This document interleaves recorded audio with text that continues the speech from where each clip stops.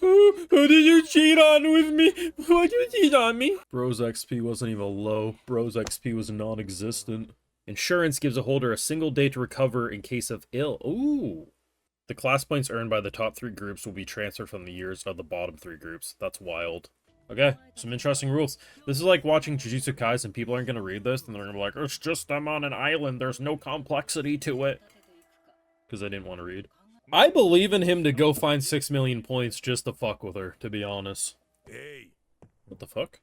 Just get thrown on the casting couch. What the fuck? Hey! He's so awkward. Wow, smooth. You know, I suppose I could tolerate you in a group with me. Who did you cheat on with me? Why'd you cheat on me? I love how the Playboy's talking about who's a Playboy. I want you anyway. What a little puss. I love how the one girl's like, hey, you're already talking with her. Are you sure you want to do it? Yeah, fuck that bitch. How could you leave me? Like, what the fuck happened here? Bro's XP wasn't even low. Bro's XP was non-existent. Probably would solve some issues, yeah. The one thing that's really interesting about Classroom of the Elite is I honestly don't know what the end game of a show like this would look like. I assume the goal would be to graduate, but like, where would Ayanokoji of all characters go? It's a pretty good offer. I mean, this is a decent alliance. This could cause some ruckus. I love how if you show this scene out of context, it really does look like he's getting jumped and he's gonna have his kneecaps broke. And the context of the scene makes it even funnier because this all happened because he left them on red. I love this show. There's some highlights. Like a full live reaction, head on over to the Patreon. But very good episode this week. There was a lot of rules. Kind of remind me of when we were watching JJK the other season, and they had just a very long list of rules, which, you know, one half of the fandom of that show, oh my god, it's so boring. There's too many rules. Where's my action? But I love that. So I very much enjoyed reading over the rules and the different systems, the 8 types of cards, and sure, you can trade it if you can. Our boy, though, his card was interesting. So as long as he gets within the top 30% of the group, his points are like doubled.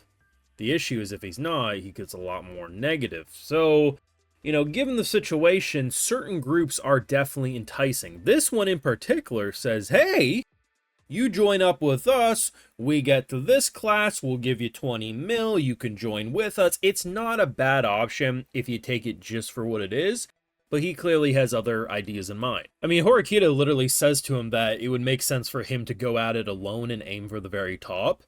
And I'm very split. I do think he's going to form a team. I don't know if it will be with them.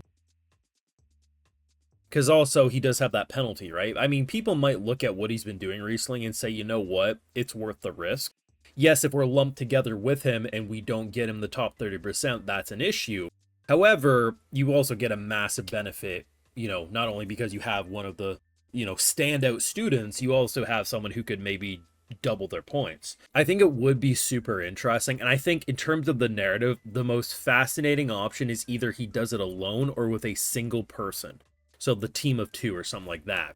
The thing is by the very end of the episode, we have a bit of an alliance being formed, right? They very much know the gravity of the situation. They know the type of people they're going up against, and they very much are trying their hardest. And it's going to be super interesting what they do, because the whole thing about Classroom of the Elite over the past couple of seasons is really trying to build class unity so that, like where it was at in, say, Season 1, it will no longer be a thing ever again.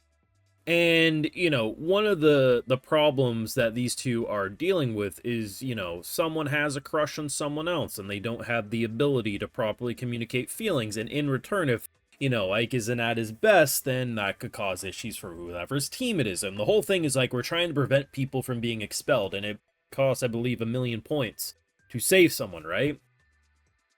There's a lot of interesting things at play because they aren't limited to just people of their own class, right? So the mixing and matching is going to be super interesting, but it is really funny, right? Because this has been a really great week in terms of memes, if you are as terminally online as I am. As popular internet personality Sukuna's out here getting his DMs leaked, and honestly, they work. My XP too low. You're gonna have to teach me. His little soft boy act. Bro could take some fucking lessons from Sukuna, though, because if you really think about it, right? How are you gonna be upset that she doesn't want to partner with you when she gave you an out? She's like, aren't you talking with her? Are you sure you want to leave her behind? Yeah, fuck that bitch. What do you mean you're going with someone other than me? Yeah, I wonder which personality people are gonna fall for. The douchey I don't give a fuck attitude, or the one of I'm innocent and I don't know what I'm doing. Like, come on, dude's fucking helpless. I mean, I'm interested what they're gonna do, because I think bro's like one step away from drinking himself to death after this whole exchange, but I don't know. Like, it comes to a point where, you know, I think Ayanokoji, despite his very much like nonchalant, doesn't give a fuck attitude, he's a better person than me. Cause I'd let him crash. I really would. I'd let a lot of the people in this class just crash and burn. It'll be interesting though, because I'm having a hard time figuring out where he's going this season more than usual. Because I feel like in past seasons he was very calculated, of course, but it was very clear where he was going to go with any character. But whether it's his girlfriend, whether it's Horikita, whether it's the class as a whole. Hell, at the very beginning of the episode, actually, bro's out here, you know, slapping his dick on the table, being like, oh, what happens if I do A, B, and C? And she's like, bitch, you don't have the points, so you can't even drop out. You're just going to get yourself expelled for the thrill of it. And he even asked Ayanokoji, do you want to partner up? And honestly, I can't even with a straight face say Ayanokoji wouldn't partner up with him. Right now, he says absolutely not.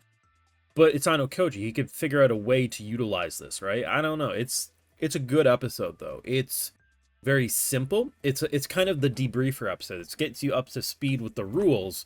And in doing so, now when we jump on the island, there's so many things to keep in mind. And I don't know. There's something about island arcs that just fascinate me. And I made the joke last week that I'm like, hey, you know, close enough, welcome back, Batum. Because that show ain't ever going to get a second season, so why not just give me more Classroom of the Elite on an island? Close enough. Good episode, though. I enjoyed it, but let this be a lesson. Never leave them on red. You never know when they're going to break your kneecaps. Thoughts down below. Drop a like, share, support, subscribe, bring that bell, of course, and Patreon for live reactions do over there, and other exclusives, because you know I love to give those video shows. My patrons are why I get to do these YouTube videos at all. Alright, so today we got Seafaring Taco, Astral Prime, Nicholas Geisher, Eric's Cheeks Robinson, Gaius, Shareable Cockroach, Harley Dave, Waka 866, Joseph, and we also have Artilia Farkas. I appreciate the support. Please take care. You'll have a good one. His XP's low. He's trying.